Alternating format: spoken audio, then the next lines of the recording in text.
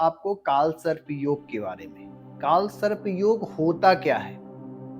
क्या काल सर्प योग से लोग ज्यादा डरते हैं? क्या काल सर्प ऐसा चीज है जो कि इंसान को बर्बाद कर सकता है? काल सर्प योग वास्तविक में है क्या? काल सर्प से लोग ग्रसित रहते हैं, ना ही काम बाधाओं में, किसी अन्य प्रकार की बाधाओं में भी ग्रसित हो जाते हैं। तो कहीं भी ज्योतिष के पास जाते हैं, किसी के पी भी पास जाते हैं, तो वो डरा देता है या क्या कर देता है वास्तविक में कि भाई ये काल सर्प से आप ग्रसित हो। किस स्तोत्र का पाठ करने से हमें इस प्रकार की बाधाओं से हमें मुक्ति मिल सकती है? ये काल सर्प योग के बारे में, इन प्रकार की राहु केतु के बारे में, इससे मुक्ति हमें मिल सकती है। बेहतर क्या हो सकता है? इन प्रकार की बाधाओं को मैं आपको बताऊंगा। इसके प्रकार के कुछ कुछ टोटके भी मैं बताऊंगा जो आपके जीवन में लाभकारी होंगे और आप अपने से कर सकेंगे। आप इसके बाद रुद्राक्ष का धारण कर सकते हैं। रुद्राक्ष जो कि आपके लिए बहुत ही बेहतर हो सकता है। रुद्राक्ष के साथ में आप रुद्राक्ष जो बेहतर है, आपके 8 मुखी रुद्राक्ष बहुत ही उत्तम हो गए। पर रुद्राक्ष को आप लाएंगे, उसको पहले सिद्ध कर लेंगे। कहते हैं ना कि रुद्राक्ष हम पहन लिए, रुद्राक्ष 8 मुखी का रुद्राक्ष, चलिए ठीक है। रुद्राक्ष किसी इंसान है, अगर उसके शरीर में जान ही ना हो तो किस काम का है ना? तो उसको जान लाने के लिए पहले उसमें क्या है कि उसमें तेज भरना होता है, शक्ति भरनी होती है, पूजा करके उसको जागृत किया जाता है। तब जाकर के हम किसी चीज को हम सिद्ध करते हैं और वो सिद्ध होता है, तब फिर हमें प्रभाव देने लगता है। तो आप उसको लें, आप मंत्र का, आप यंत्र लें, अवश्य लें, मंत्र का जाप करें। आप पत्थर का स्टोन पहन सकते हैं, आप रुद्राक्ष पहन सकते हैं, भगवान शिव का व्रत कर सकते हैं, उसके साथ में आप दान कर सकते हैं, साथ में दर्शन कर सकते हैं, विसर्जन कर सकते हैं, स्तोत्र का पाठ कर सकते हैं। इन सभी प्रकार की चीजों को मैंने आपको बताया। जय मां कामाख्या। मैं बात करने वाला हूं आज आपको काल सर्प योग के बारे में। काल सर्प योग होता क्या है? क्या काल सर्प योग से लोग ज्यादा डरते हैं? क्या काल सर्प ऐसा चीज है जो कि इंसान को बर्बाद कर सकता है? काल सर्प योग वास्तविक में है क्या? काल सर्प से लोग ग्रसित रहते हैं, ना ही काम बाधाओं में, किसी अन्य प्रकार की बाधाओं में भी ग्रसित हो जाते हैं। तो कहीं भी ज्योतिष के पास जाते हैं, किसी के पी भी पास जाते हैं, तो वो डरा देता है या क्या कर देता है वास्तविक में कि भाई ये काल सर्प से आप ग्रसित हो। काल सर्प योग है क्या? काल सर्प योग होता क्यों है? काल सर्प योग जब कुंडली में किसी भी स्थान में राहु केतु के बीच में अन्य कोई ग्रह ना हो तो कहते हैं कि काल सर्प योग लग जाता है। क्या काल सर्प योग हमें इतना परेशान कर सकता है कि हमारे जीवन में इतना इफेक्ट डाल सकता है, इतना मुझे डरा सकता है, जिससे मैं किसी भी अन्य प्रकार की बाधाओं से मैं ग्रसित हो जाऊं? का क्या काल सर्प इतना प्रभावशाली है?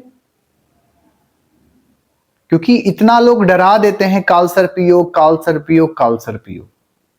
वास्तविक में काल सर्प योग है, अन्यथा नहीं भी है। क्योंकि ज्योतिष शास्त्रों में शायद इतना विशेष वर्णन, इसका वर्णन नहीं किया। हाँ, राहु केतु का वर्णन है, राहु केतु के कारण काल सर्प योग लगते हैं, या काल सर्प योग किसी अन्य कारण, क्योंकि राहु केतु और राहु ये दोनों ही काल सर्प योग का ही विशेष योग है।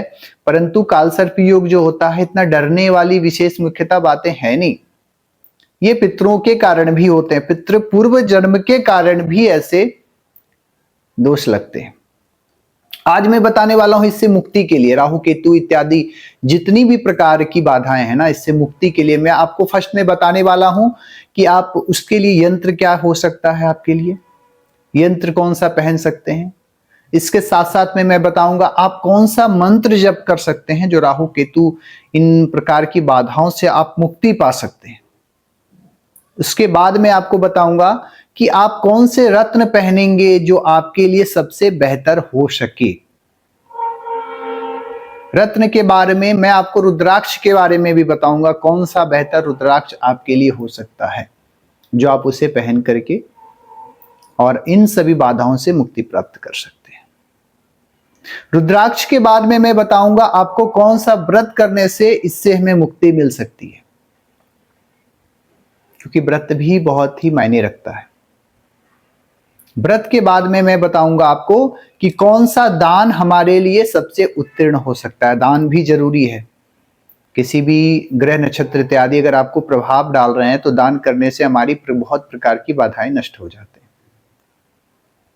मैं दान के बारे में भी बताऊंगा। दान के साथ साथ में मैं बताऊंगा कि किस प्रकार से हमें दर्शन, किनका दर्शन करने से क्या लाभ मिलेगा, क्योंकि दर्शन का इफेक्ट बहुत ही ज्यादा पड़ता है हमारे जीवन पे। एक दर्शन मात्र से इंसान की कष्ट दूर हो जाते हैं।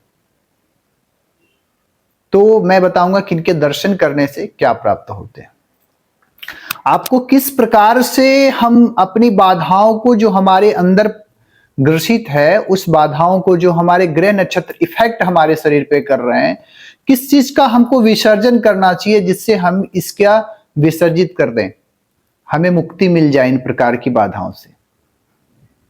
तो विसर्जन बहुत ही अनिवार्य है। मैं विसर्जन भी मैं आपको बताने वाला हूं।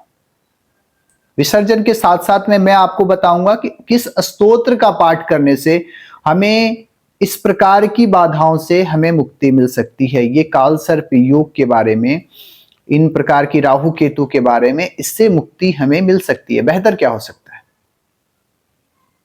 इन प्रकार की बाधाओं को मैं आपको बताऊंगा। इसके प्रकार के कुछ कुछ टोटके भी मैं बताऊंगा जो आपके जीवन में लाभकारी होंगे और आप अपने से कर सकेंगे। और अगर आप ज्यादा ग्रसित हैं तो आप हमारे कामाख्या तंत्रपीठ से आप जुड़ सकते हैं और अपनी प्रत्येक प्रकार की बाधाओं से निवारण पा सकते हैं।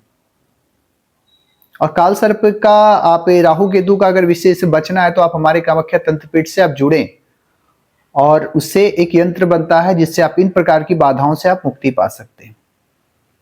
परंतु मैं चलता हूं, पहले बात करता हूं काल सर्प योग क्या है। जब राहु और केतु के बीच में अन्य किसी प्रकार की ग्रह जो होते हैं वो ग्रसित हो जाते हैं, अंदर जब दोनों ही ग्रह को बांध दिया जाता है एक दोनों साइड से, और ये दोनों ग्रह काफी हावी हो जाते हैं और लोग कहते हैं कि ये काल सर्प योग है। ये डराने वाली भी बातें हैं, या जैसे वाली भी बातें हैं, अन्य प्रकार की बाधाएं कि किस प्रकार से काल सर्प योग लगता है। काल सर्प योग कुछ विशेष, मुझे नहीं लगता कि कोई विशेष ऐसी चीजें हैं जिससे लोगों को ग्रसित होने, लोग परेशान होने की जरूरत है। क्योंकि काफी लोग आते हैं, मैंने महाराज काल सर्प को भी परेशान किया, काल सर्प वो बता देते हैं जिसका काल सर्प रहे भी नहीं, भाई ये पूजा कर लो, वो पूजा कर लो, अन्य प्रकार की किसी भी प्रकार की बाधा। अब उसके पास वो किसी अन्य प्रकार से वो ग्रसित है और आपने काल सर्प योग के बारे में बोल दिया, भाई काल सर्प योग में डरने वाली बातें हैं, तो काल सर्प योग का उन्होंने पूजन पाठ करा लिया और काल पूजन पाठ करा लिया। अब उससे एक दूसरी परेशानी, क्योंकि उसका परेशानी जो था वो तो आराम हुआ नहीं। तो इन प्रकार से वो ग्रसित रहता है व्यक्ति। काल सर्प योग क्या होता है? ऐसे तो कुछ पितरों के कारण भी ऐसे लगते हैं, पितृ दोष के कारण, पूर्व जन्मों के कारण भी काल सर्प योग लगते हैं। केतु कौन है? केतु ही तो सर्प है। राहु केतु ये दोनों ग्रह हैं, दोनों ग्रह को छाया ग्रह कहा गया है, परंतु मुख्यतः अपने जीवन में प्रभाव तो डालता है ये। इन प्रकार की बाधाओं से बचना, काल सर्प योग कुछ है नहीं जितना आप सभी डर जाते हैं या करते हैं। हाँ, राहु केतु आपको इफेक्ट कर सकता है। आप राहु केतु को देख सकते हैं कि राहु हमारे किस स्थान पे किस प्रकार से प्रभाव डाल रहा है, क्या अच्छे हैं या खराब हैं। दो प्रकार के ग्रह होते हैं ना, एक ग्रह होते हैं देव ग्रह, एक दानव ग्रह होते हैं।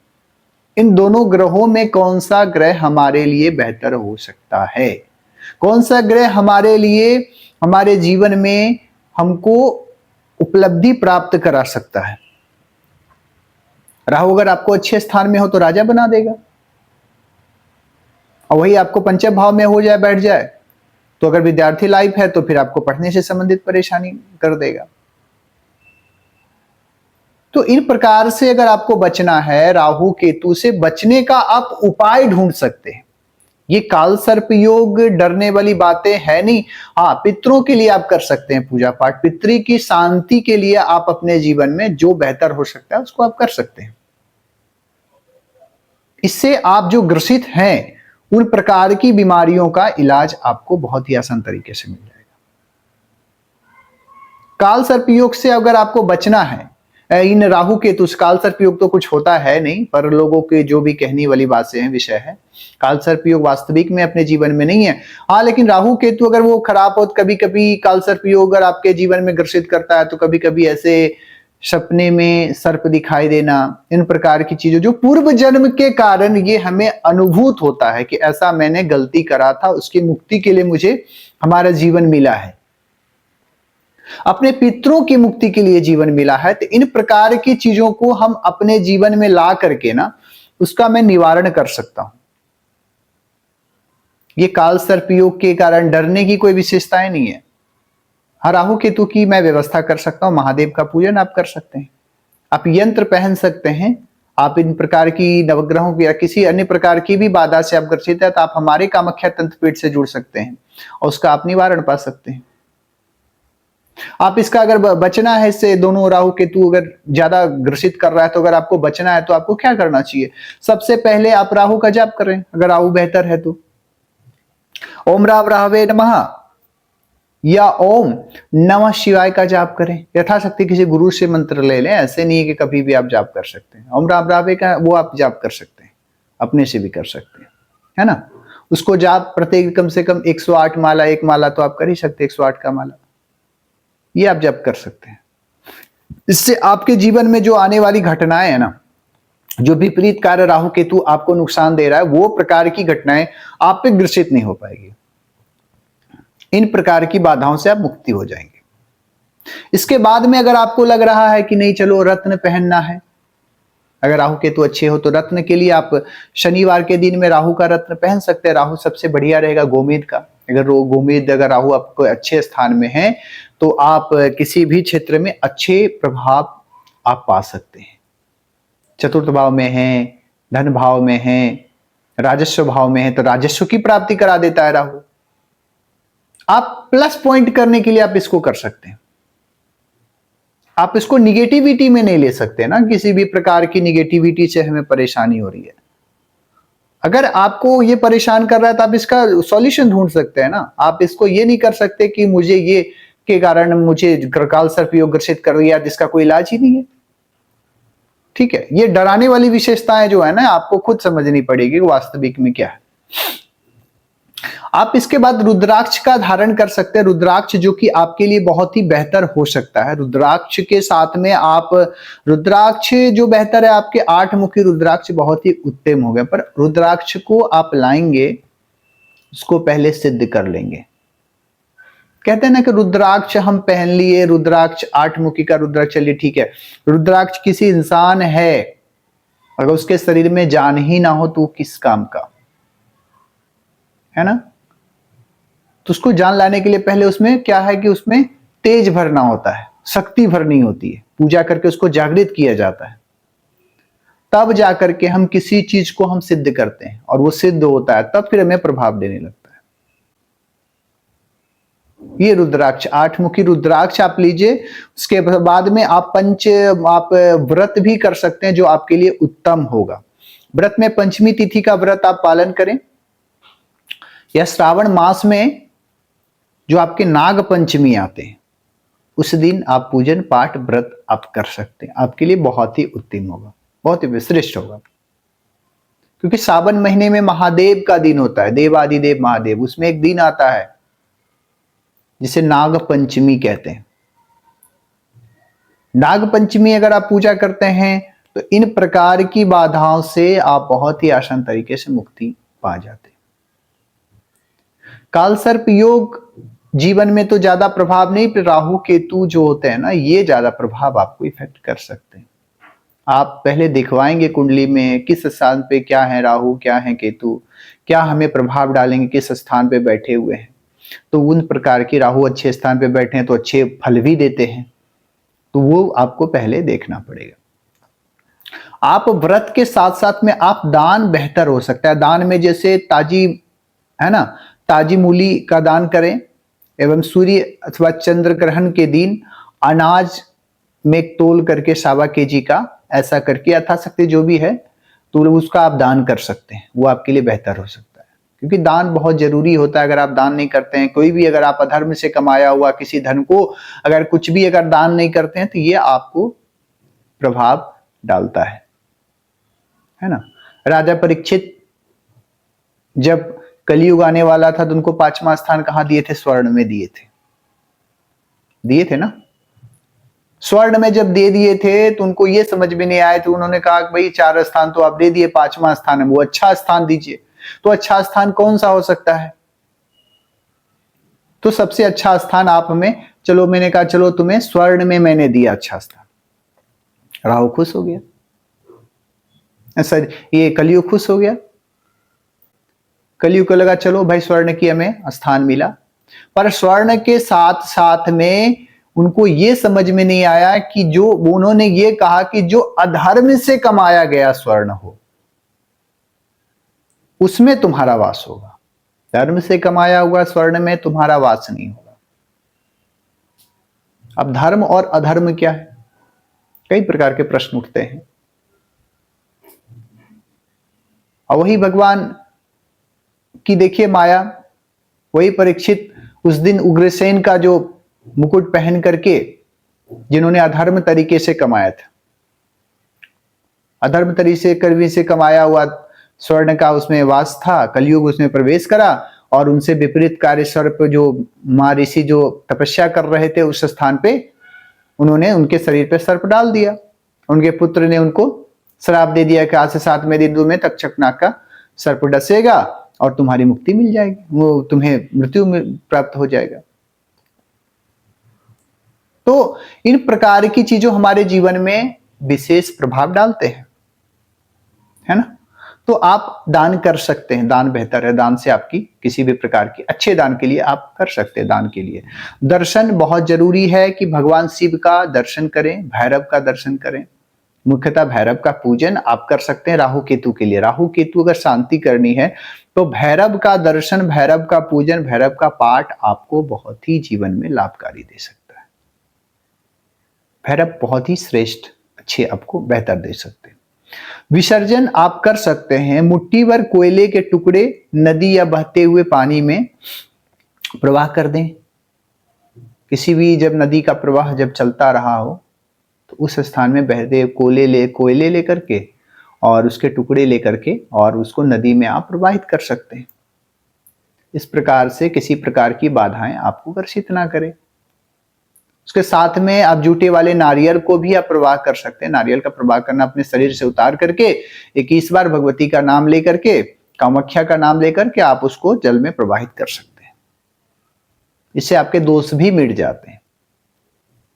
इसके साथ साथ में आप स्तोत्र का पाठ जरूर कर सकते हैं। नित्य में आप राहु स्तोत्र का पाठ कर सकते हैं, क्योंकि राहु चल रहा है। राहु अगर आपके उत्तीर्ण है तो आप उनका पाठ कर सकते हैं। राहु आपके बहुत बेहतर सपोर्ट करेंगे। अगर राहु खराब है तो फिर उसका विपरीत परिणाम हो जाएगा। भैरव का पाठ करिए, शिव जी का पाठ करिए, उसको दबाइए, उसको शांत करिए, उसको उत्तीर्ण मत करिए। अगर आप उसे उत्तीर्ण करेंगे तो आपके लिए बहुत ज्यादा नुकसान हो सकता है ना। आप इसके स्तोत्र के बाद में कुछ टोटके भी मैं आपको बता दूं, सोच सकता है आप अपने कर लें। गेहूं या उड़द के आटे की सर्प बना सकते हैं, मूर्ति बना सकते हैं। आप इसका बना करके 1 साल तक उसकी पूजा करें। उसके बाद जब पूजा हो जाए, आपको बढ़िया बृहद से उसकी स्थापना कर लें, पूजा पाठ कर लें। पूजा करने के बाद में इसके जब 1 साल आपके पूर्ण हो जाए तो उस साल पूर्ण होने के बाद में आप उसको किसी जल में जाकर के उसको प्रवाहित कर सकते हैं। नदी के तट पे जाकर के उसको प्रवाहित करने से जो भी आपके कष्ट हो उसका निवारण हो, ऐसी कामना कर सकते हैं। और इसमें विशेषता है कि आप पक्षियों को दाने खिलाएं, वो आपके लिए बेहतर हो सकता है। कुल देवी देवता का पूजन पाठ करें, अपने पितरों के लिए श्राद्ध करें। मुख्यतः है कि आप अपने काल सर्प योग से अगर आप ग्रसित हैं तो आपको अपने पितरों के लिए बेहतर स्थान देना चाहिए। उनको अच्छे से पूर्ण तरीके से श्रद्धा पूर्वक उनका श्राद्ध करना चाहिए। पितृ पक्ष में अपने पितरों के लिए श्राद्ध करना चाहिए। अगर आप काल सर्प योग से ग्रसित हैं तो सबसे मुख्यतः हम आपको ये बातें बता रहे हैं कि आप पितरों के लिए जब श्राद्ध का महीना आता है तो आप पितरों के लिए श्राद्ध कर सकते हैं, जल तर्पण कर सकते हैं, और उसके साथ में आप कुल देवी देवता का भी पूजन पाठ करें। कुल देवी देवता को भी आप ना छोड़ें, क्योंकि ये पिछले कर्मों का फल होता है। काल सर्पयोग कुछ विशेष होता नहीं है, राहु केतु का प्रभाव से ये होता है। डरने वाली बातें नहीं है काल सर्प क्या होता है, पर आपके पितरों के कारण ऐसी स्थिति हो जाते हैं तो आप उसको पितरों की मुक्ति के लिए आप कर सकते हैं। इसका उपाय मैं आपको सब कुछ बता रहा हूं कि इसके लिए क्या हो सकता है। काल सर्प योग आपको किसी भी प्रकार की बाधाओं से ग्रसित नहीं करता है। काल सर्प योग डरने वाली विशेषता मुख्य बात नहीं है। आपको यंत्र अगर आपको लेना है, यंत्र अवश्य आप पहन ले। हमारे कामाख्या तंत्र पीठ से आप जुड़े और उसका यंत्र का जरूर आप लें। किसी भी प्रकार की अगर आपको बाधाएं हैं तो आप हमारे कामाख्या तंत्र पीठ से आप जुड़ सकते हैं और उसका बहुत ही आसान तरीके से उसका इलाज पा सकते हैं, क्योंकि आपके लिए बहुत ही बेहतर हो सकता है। मां का आशीर्वाद लेना, मां कामाख्या का आशीर्वाद लेना आपके जीवन में एक नई पॉजिटिव ऊर्जा आपको प्राप्त करता है और वो आपके लिए बहुत ही बेहतर हो सकता है। तो आप उसको लें, आप मंत्र का आप यंत्र लें, अवश्य लें, मंत्र का जाप करें। आप पत्थर का स्टोन पहन सकते हैं, आप रुद्राक्ष पहन सकते हैं, भगवान शिव का व्रत कर सकते हैं, उसके साथ में आप दान कर सकते हैं, साथ में दर्शन कर सकते हैं, विसर्जन कर सकते हैं, स्तोत्र का पाठ कर सकते हैं। इन सभी प्रकार की चीजों को मैंने आपको बताया और आगे मैं दूसरे वीडियो में कोशिश करूंगा कि इसको और एक्सप्लेन करके और बेहतर क्या तरीके से मैं आपको बता सकूं, क्योंकि ये काल सर्प योग कुछ विशेष नहीं है जिस प्रकार से आप सभी समझ रहे हैं और डर रहे हैं। तो आपको डरने की बात नहीं है। काल सर्प योग से मुक्ति पाना है तो भगवान शिव के शरण में जाइए। और काल सर्प योग कुछ होता नहीं, पितरों के कारण होता है, तो इसको आप निवारण करिए, पितरों की आप पूजा पाठ करिए ना। काल सर्प से क्या मतलब है। चलिए ठीक है, जय मां कामाख्या।